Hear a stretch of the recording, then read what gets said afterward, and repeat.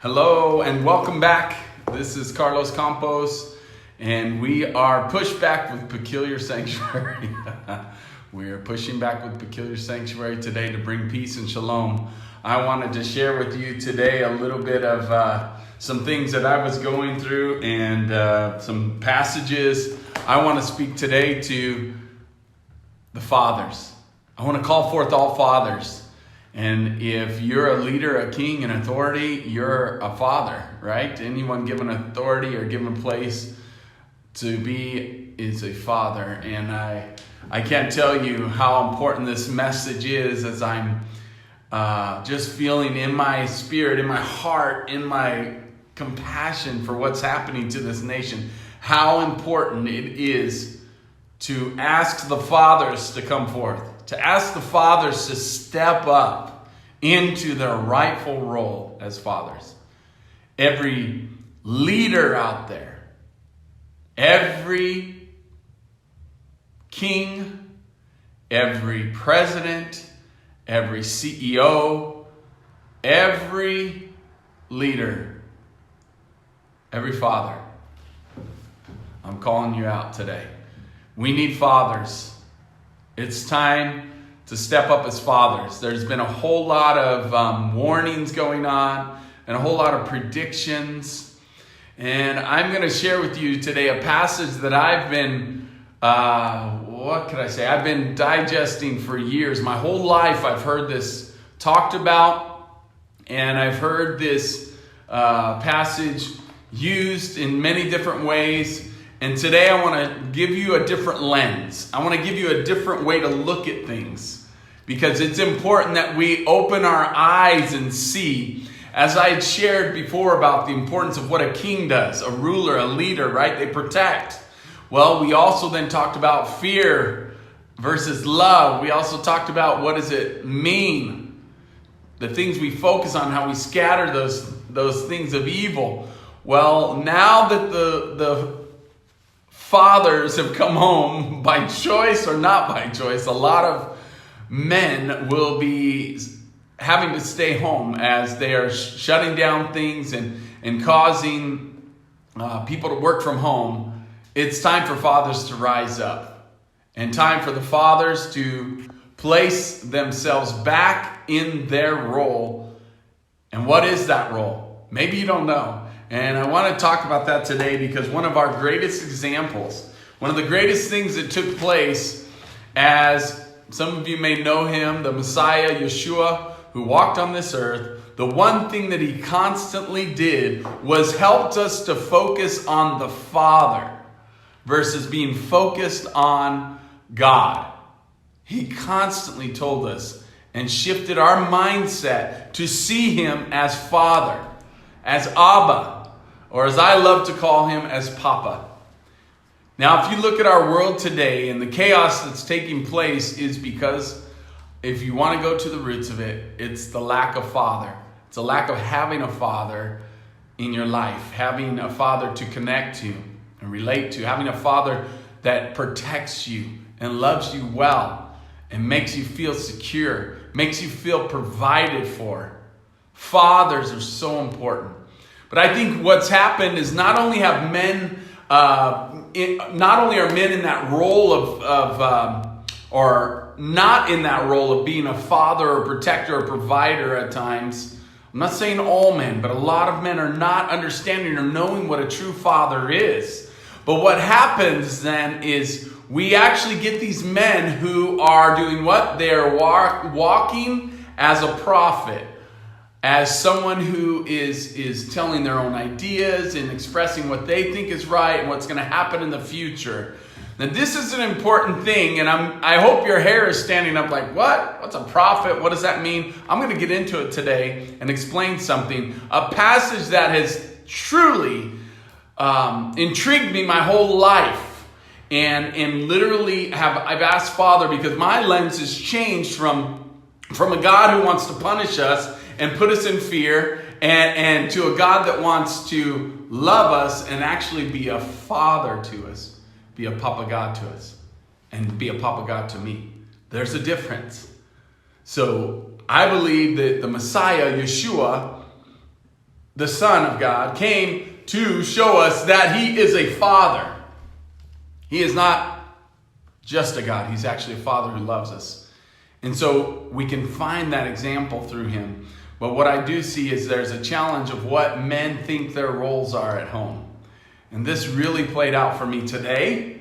I'm willing to tell you my story and be the example, right? Because it's interesting, the father's heart versus the heart of a prophet is different. Okay? What is the prophet doing? The prophet is pushing forth his ideas, his warnings, his thoughts of the future, and we've got to do this and that, and because of the chaos that's coming forth. And a father's heart who says, let me hold you. I love you. Let me comfort you.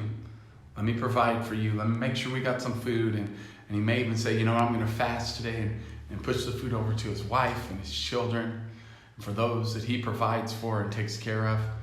And he says, you know what, let me go watch the front door to make sure some crazy people don't come to it. He stands strong, and he's a watchman over his home. And he says, I will protect you. I will love you well. I'll do whatever it takes to protect you. I'm calling forth the fathers today to do that. To stop trying to figure out what the future holds and start being fathers. Stop trying to be prophets in your home. Stop trying to be prophets in your land. Where are we going with this? I've been intrigued by the scripture that's in Matthew 13, 54 through 57. All right? Where Jesus, the Messiah, Yeshua, says, a prophet cannot be a prophet in his own land. And I've heard that used as an excuse of why fathers, why husbands can't speak in their home, or they can't, give words of encouragement, or they can't talk about this or that because of the fact that they're not going to be accepted. So it's a great excuse. Is anybody with me? Has anybody else felt like this has been used as an excuse forever of why we don't teach or speak or do anything in our home or around our family or around our relatives? Well, because even Yeshua himself could not be accepted in his homeland or in his home. This is so intriguing because I'm going to tell you, we're going to change the lens for you today. I'm going to help you to look at it in a different way. Again, where is the treasures? Any kings out there? Because what? Kings do not settle for believing what everyone else is saying. They dig deeper to confirm what is being said in the word. And as a matter of fact, kings dig for the treasure where pirates steal it and just believe it and take it. Kings, are you with me? Let's tear this apart today and dig deep into it and find the incredible, amazing nuggets that are here. I'm so glad you're a father. I'm so glad you've been called to be a father. And I want to give you peace in that, knowing that you can be accepted as a father in your home and in your land, but not as a prophet. I agree with Yeshua. Have you ever looked at it that way? So let's get into this. So it literally says, that first of all, Matthew, when it talks about that the people, they saw that Yeshua was doing these miracles, right? And then they start talking about him as a man. He's doing these miracles, and they start saying, isn't that just Joseph's son? Isn't that Mary's son? And what are they creating? They're creating the humanity and starting to know Yeshua as not the Messiah, but starting to understand that he's a man. And then it comes to a place where they're actually blocked. They are stuck. They all of a sudden can no longer receive him. They're stuck. It literally says, when it says that a prophet is not received in his own land, when it says received, that meaning is actually to be stuck, caught in a snare, right? In the trap of the mind, in a state of being stuck. Is that happening right now to you?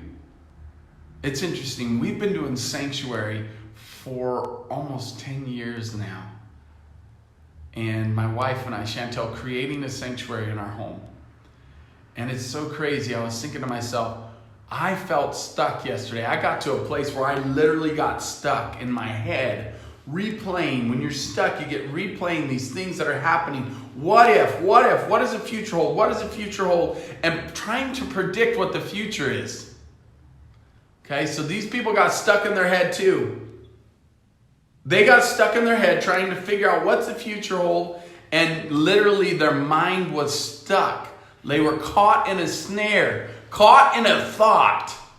Write that one down. They were caught in a thought, a negative thought. Are any of you caught in a negative thought? Be honest. Fathers, are you caught in a negative thought? Because that's literally what it was referring to. They were snared. They were caught in a negative thought. And so then what happens? You know, he says, it's hard for a prophet to be honored and valued for his time, for his talents, and for his skills in his home. And let me just challenge you with this. Because, and this is where it's interesting, because when it talks about his hometown, it actually is referring to in him as a father, in fatherhood. So you can't be a prophet, one that is, predicting. Let's go here. What is a prophet? All right. I love what Danny Johnson talks about a prophet. A prophet is one predicting the future, to elevate and assert one's own ideas over another, and predicts the future. A call to, they're calling out, right, and predicting the future, and a lot of times gloom and doom is their prediction of what's to come. That's what a prophet does, okay? And if you look at Bible times, they do that. They'll predict the future, but also they are saying their idea is higher than everyone else's idea of what the future looks like. Okay, I'm going to be honest with something real quick. My wife has been telling me this for a little while. She's like,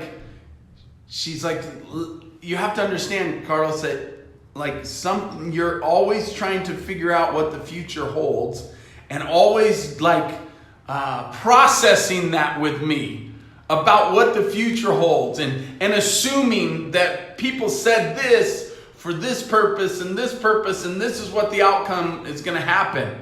And guess what? A lot of times I'm right.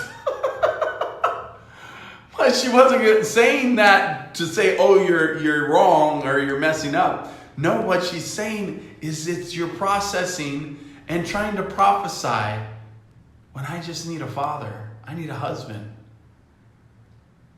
And it was so crazy. I'm like, because she's been telling me this, okay, and you see these things.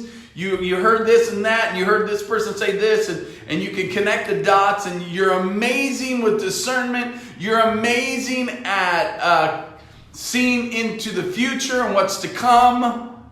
But I need a father for my children. I need a provider. I need a protector. I need a lover. I don't need someone that's predicting the future and being right, a prophet. I need a father. So it's so interesting that Yeshua said this. Jesus said a prophet is not accepted where a father, because in his homeland actually means fatherhood. So a prophet is not accepted where a father is supposed to be a father in his home.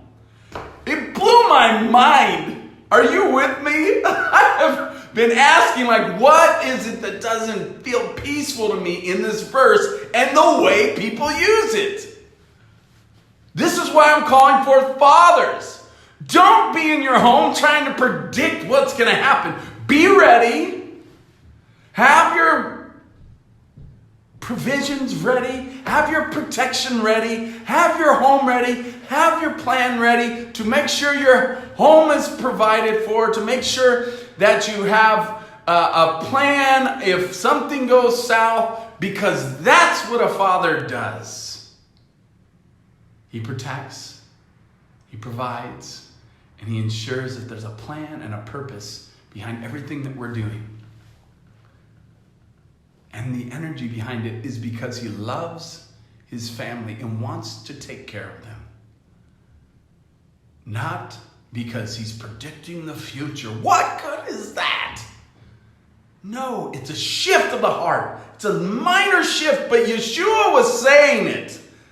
A prophet won't be accepted in his home. Of course not.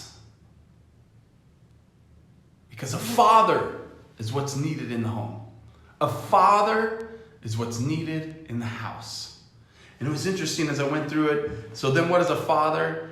Is one that imparts life. Okay, this is when I looked up what father was or what that meant about father. I literally read there where it says hometown. It actually should say like fathers, because it was talking about father there, which is to impart life literally through sperm or a pregnator, right? That's the literal term, where a father like brings life through impregnation, sperm, right? Fertilize the egg, get it?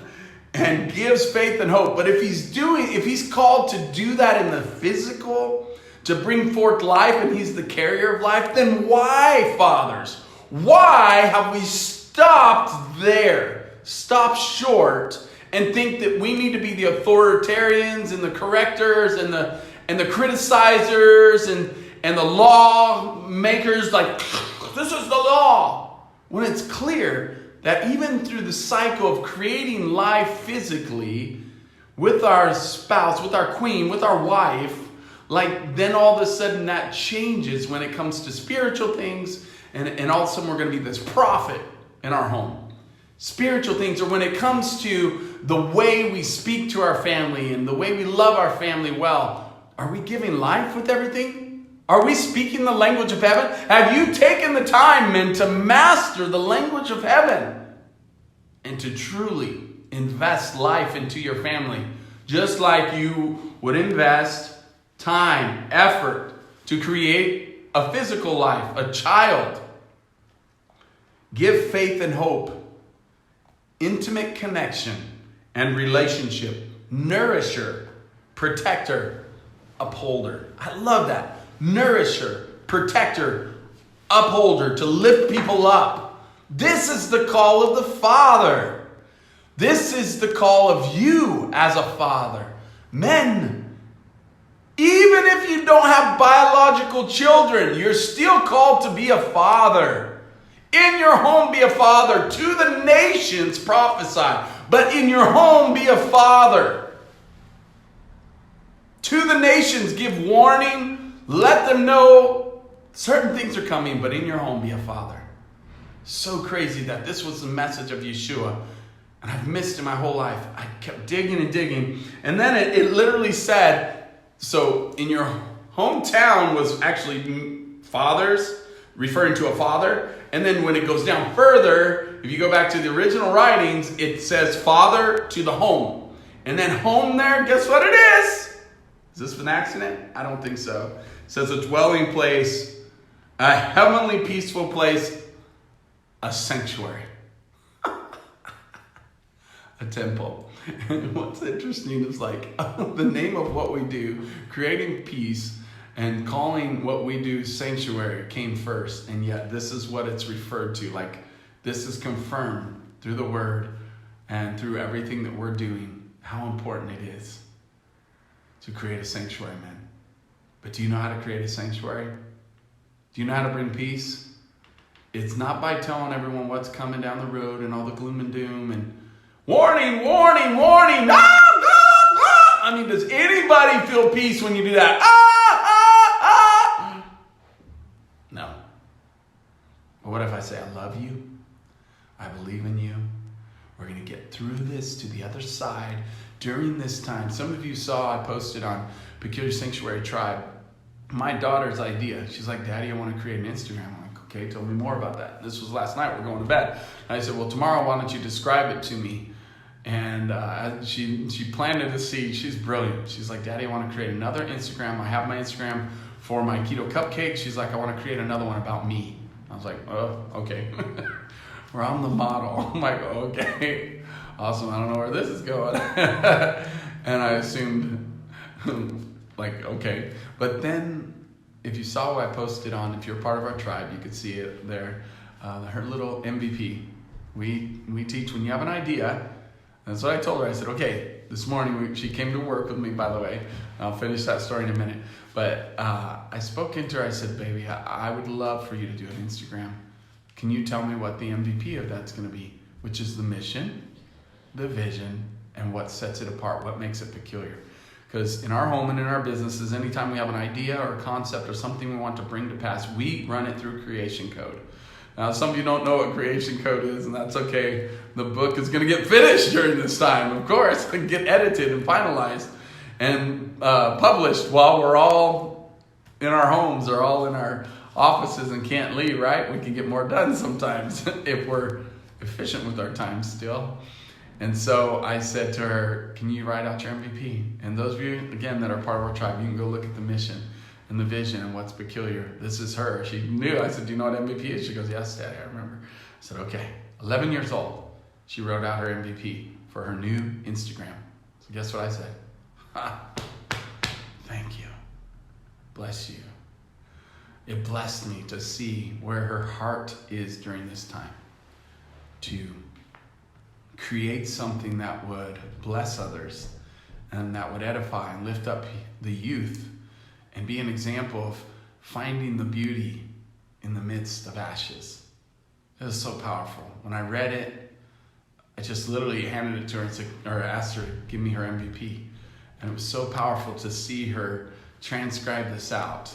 And so maybe I'll see if I'll post it on here too after this. Since I'm talking about it, I'll post what she wrote out, her MVP. So what are you doing with your children during this time? Are they creating something new? We are called to create. And fathers, you're called to lift up, uphold, edify, nurture, and cherish and bless during this time. You're a good father, and I believe in you that you can do this. Don't be a prophet. Don't be trying to anticipate what's going to happen in the future. Nobody knows. Stop worrying about it and start creating the best future for you and your family. And that when you come out of your home, you are like Moses. So bright, right? That people can't even look at you. Why? Because during that time in your home, guess where you were? In the sanctuary, baby. In the Holy of Holies. In that place where the Father is. And you're a father that's taken your family there through the atmosphere you create. This is your time. This is your day, men, to come home and raise up that family. And make sure they're fed. Make sure they're provided for.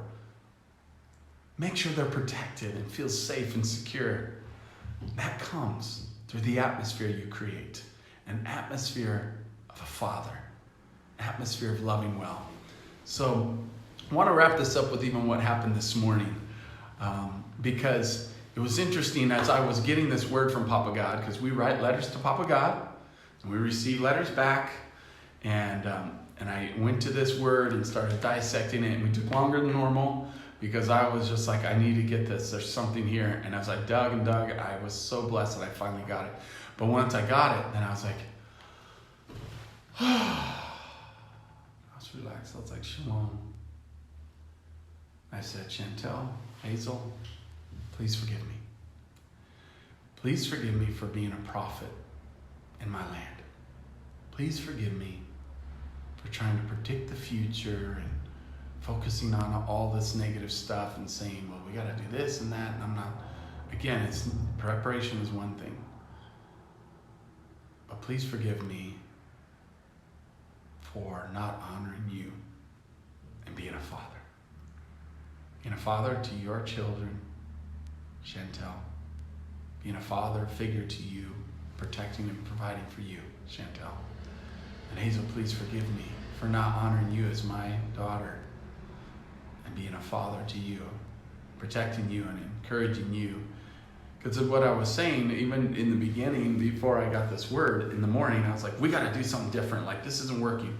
You know, everyone seems like everyone's stuck, right? Remember what I said at the beginning of this? That the people got stuck in their mind. They got trapped in their mind. And Yeshua's like, yep, they're trapped in the fact that it's a prophet versus a father. right? Because of how they see me. And so he was not called to be a father. Yeshua was not. He was called to be the Savior. I'm calling you for it to be a father because you are called to be a father. Yeshua's goal and plan was to point us to the Father. So he wasn't supposed to be a father. He was an example pointing us to the Father.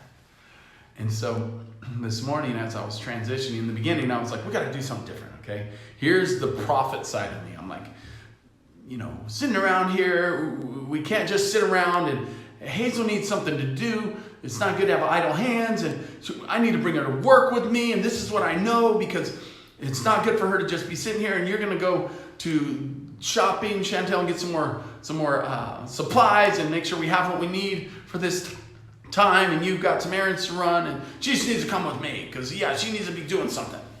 You feel the heart behind that? It's a heart of like, we're doing it wrong, and this isn't right. We got to do something right. Right and wrong, right and wrong, right and wrong, right? It sounds good, people. It does. But there's not shalom behind that. There's not. Because it's not a father's response. When I saw that, I was like, okay, a father's response. I love you, Hazel. I believe in you. We want to create this digital content. You're so creative at doing that. You can help us with digital content and editing at the office. We can get more done so we can get more out to the people to bless them. I can help you work on your Instagram. We can do it together. Plus, I love having you close to me to make sure you're protected and not home alone. And will you come to work with me? Can we do this together?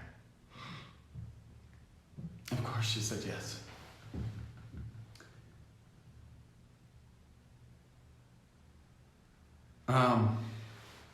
I need to share a story. I was reminded of this the other day and now even more so, I think of it. A father versus a tyrant leader or a dictator or a business boss. I want to show you a contrast. I have 4 other kids that I raised, amazing children that I raised in my previous marriage with Lee. And Lee's an amazing woman, songwriter, singer, has a gift of discernment and prophecy, very powerful woman. Wrote some amazing songs. Some of you've heard that song that was ever so famous that she and I sang together. She wrote When He Speaks in the Thunder. It's a powerful song that's necessary during this time even, because when there's thunder and storms around us, we cry out and He hears us. And those 4 kids we raised are amazing kids. But the baby of the family, Levi, he was 18 months when I met Lee and married her. So I'm the only real dad he knows. I didn't contribute the sperm to him, but I raised him up and taught him a lot. How to operate equipment.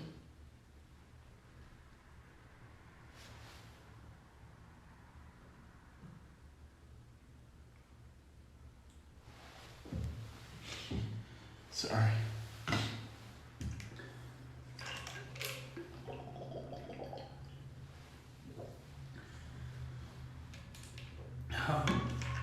This father that you see before you was birthed out of a lot of pain.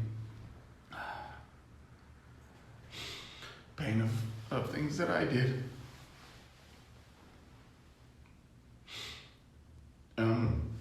Levi was I think he's 7 or 8 years old, so young, but such an amazing son. He always loved working with Daddy. And at the time I had a carpet cleaning business, and we were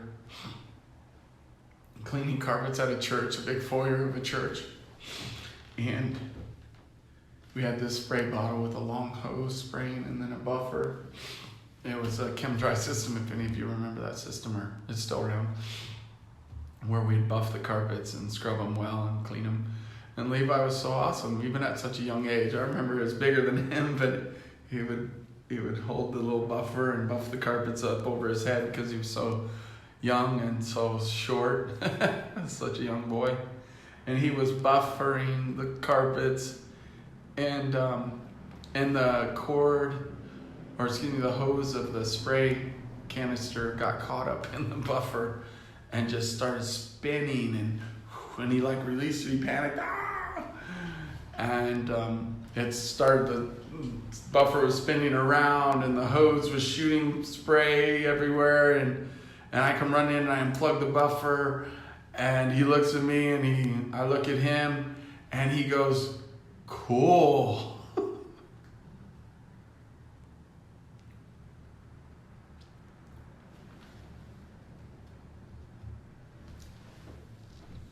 I had an opportunity to be a father.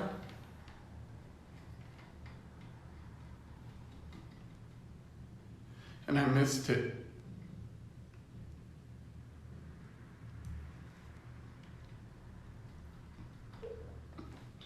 I had an opportunity to understand that this little life that wants to be like his daddy.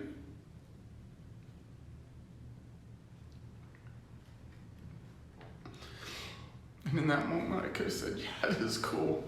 We got a lot to clean up, but I'm glad you're safe." And that was fun. Did you see how everything was like fireworks?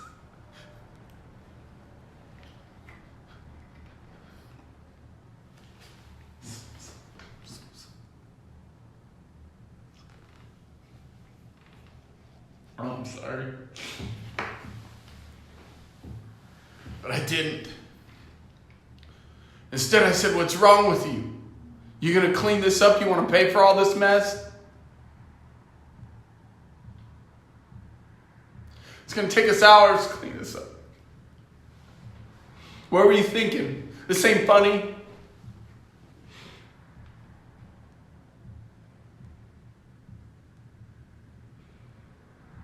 Somewhat of a prophet, right?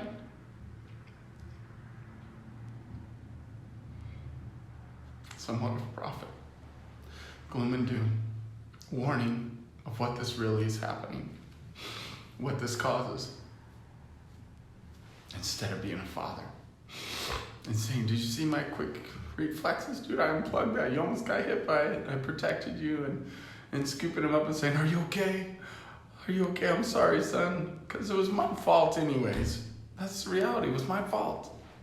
The machine was stuck in turned on position. Usually when you let go of it, it's supposed to turn off, and it didn't. It just spun around because it had gotten worn out the handle, and I didn't get it fixed. So it wasn't even his fault. He was just trying to help his daddy. Trying to make me proud.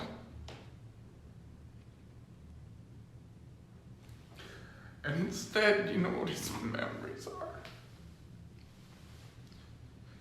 He's told the story that every time he came home from school, he got a spanking every day.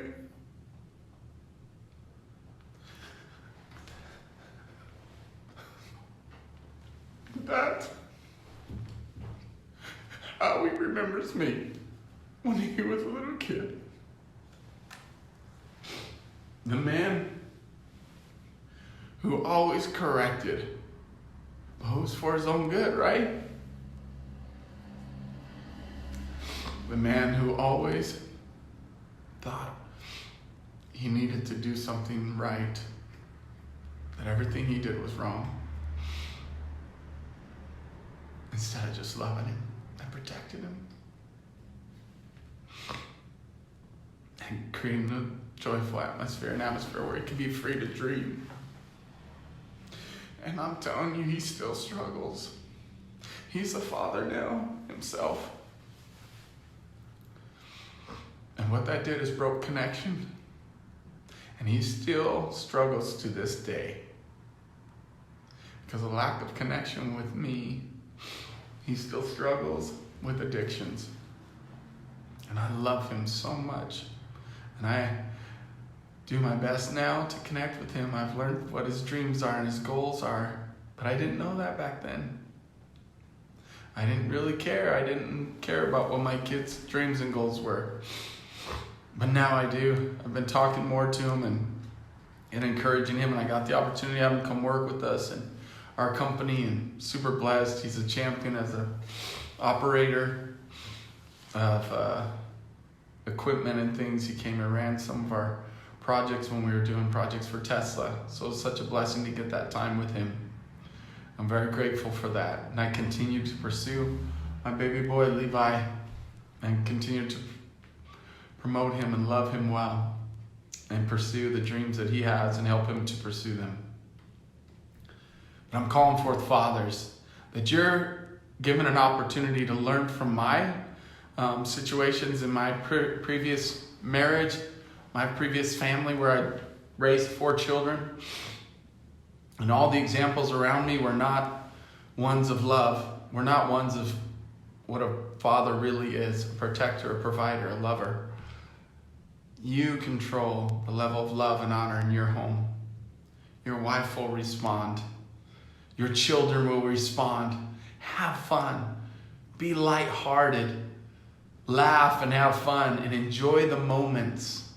You're going to have lots of those opportunities during this time. And see them as opportunities. See them as chances to becoming a better father and being a better father to your children. And create an atmosphere of sanctuary. That's what we choose now, Chantel and I. So I'm pushing back against all the chaos and frustration in the homes today. I'm pushing back with love and honor and blessing. You're worthy, men. You're worthy of being known as courageous, strong fathers, protectors. You're worthy of knowing you're a king and a provider, one who rules well over his home, but not with an iron fist, but with love and tenderness, but will protect his family at all costs and will protect them to the death if necessary.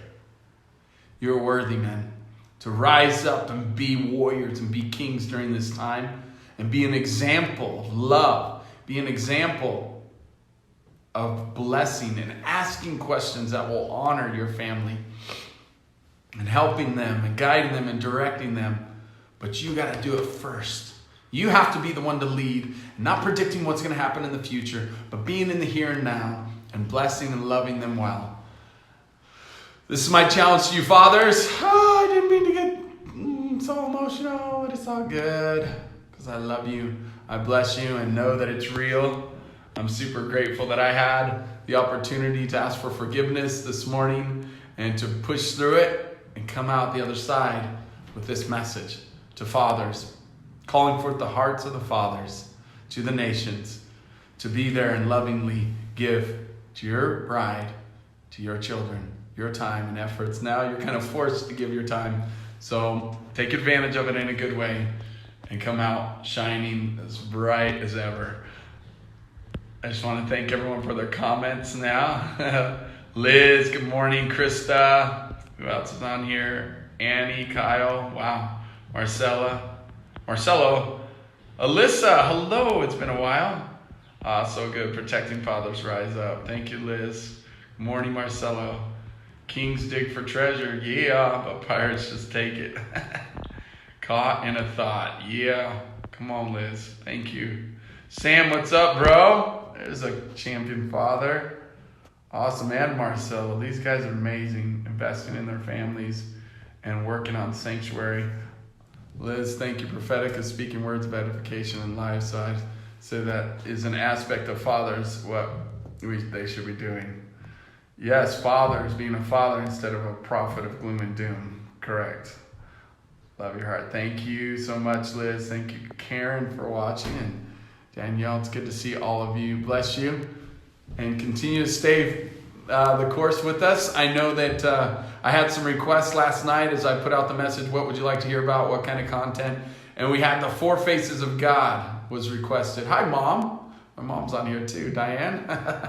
Petal, she's working from home today. And I'll be connecting with you today, Mom. Make sure you guys are good to go, you and Pops, and feeling safe. I'm glad I'm closer to you. I can come get you at any time.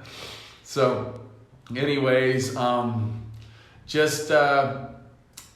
4 Faces of God. Yeah, we're going to start talking about that and giving a little bit of talks and series on that. It's powerful. It's really cool. The ox, the lion, the eagle, and the face of man. Dun, dun, dun. And the gold stuff? Oh, okay. Go on that belt star. Anyways, have a great day. God bless you. I've gone way over. My goodness.